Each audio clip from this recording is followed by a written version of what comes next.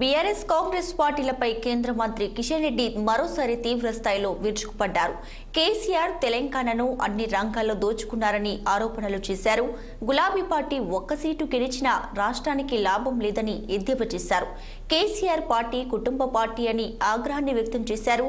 కాంగ్రెస్ అధికారంలోకి వచ్చి 100 రోజులు కాలేదని అనేక రకాల అవినీతికి పాల్పడ్డారని ఆరోపించారు. రాష్ట్ర ప్రజల నుంచి రాహుల్ ట్యాక్స్ వసూలు చేస్తున్నారంటూ ఆరోపించారు. అలాగే తెలంగాణ పారిశ్రామికవేత్తల నుండి డబ్బులు వసూలు చేసి ఢిల్లీకి తరలిస్తున్నారంటూ కిషన్ రెడ్డి ఆగ్రహాన్ని వ్యక్తం చేశారు. కేసీఆర్ పరిపాలన అవసరం లేదు. కేసీఆర్ 10 సంవత్సరాలు మన సంగతి చూడలేదు, కుటుంబ సంగతి చూశాడు. కేసీఆర్ కుటుంబ సంగతి చూశాడు. ఆయన తెలంగాణ అన్ని రకాలుగా దోచుకున్నాడు.